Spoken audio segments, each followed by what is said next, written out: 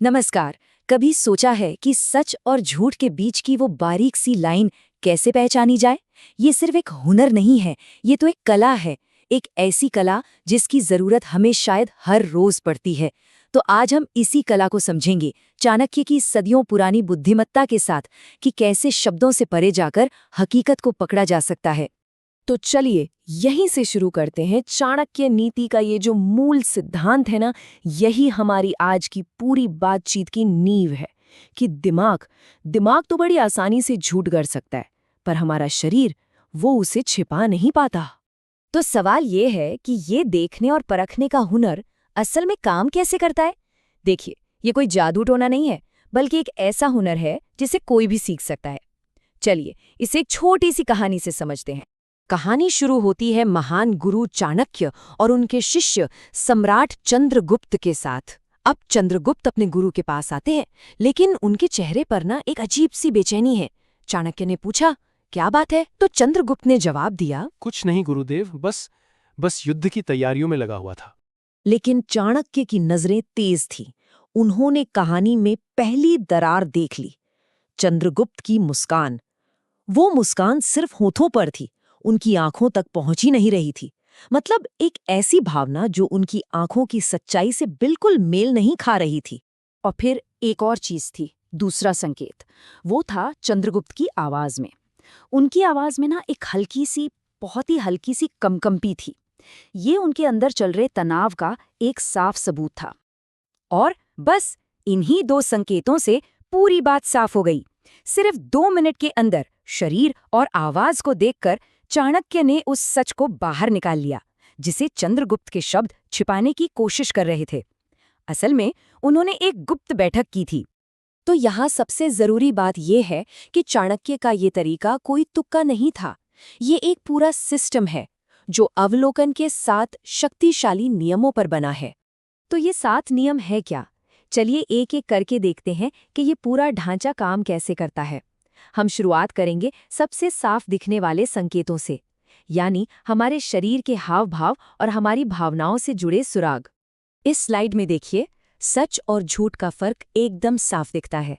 एक तरफ जो सच बोल रहा है वो सीधी नजर मिलाकर शांत खड़ा है, ये आत्मविश्वास दिखाता है। और दूसरी तरफ जो झूठ बोल रहा है वो नजरें चुरा रहा है, बेचैनी में पैर हिला रहा है या बार बार अपनी नाक या गर्दन को छू रहा है।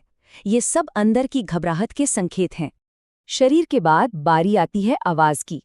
आवाज अपने आप में एक पूरी कहानी कह जाती है, जैसे आवाज के वॉल्यूम या टोन में अचानक कोई बदलाव आना, या आवाज में एक कंपन महसूस होना। कई बार लोग या आह जैसे शब्द बहुत ज्यादा इस्तेमाल करते हैं, या फिर अपनी ही बात को बिना वजह दोहराते रहते हैं। इन सब पर ध्यान देना चाहिए। और भावनाओं की गहराई का क्या? क्या वो असली हैं या सिर्फ दिखावा? कभी किसी की बनावटी हंसी के बारे में सोचिए, वो अक्सर उनकी आंखों तक नहीं पहुंचती, है ना? सच्ची भावनाओं के साथ शारीरिक संकेत जुड़े होते हैं, जैसे दुख में असली आंसू या खुशी में चेहरे पर एक नेचुरल चमक। बनावटीपन अक्सर खोखला लगता है। अच्छा, तो शरीर और भावनाओं से आगे बढ़कर अब हम खुद कहानी की पड़ताल करते हैं। क्योंकि देखिए, सच को याद नहीं रखना पड़ता, वो तो बस होता है। लेकिन एक झूठ को बनाए रखना, वो बहुत मुश्किल काम है। और यहीं पर ये प्रेशर टेक्निक बहुत काम आती है। ये तरीका झूठ में पड़ी दरारों को सामने ला सकता है।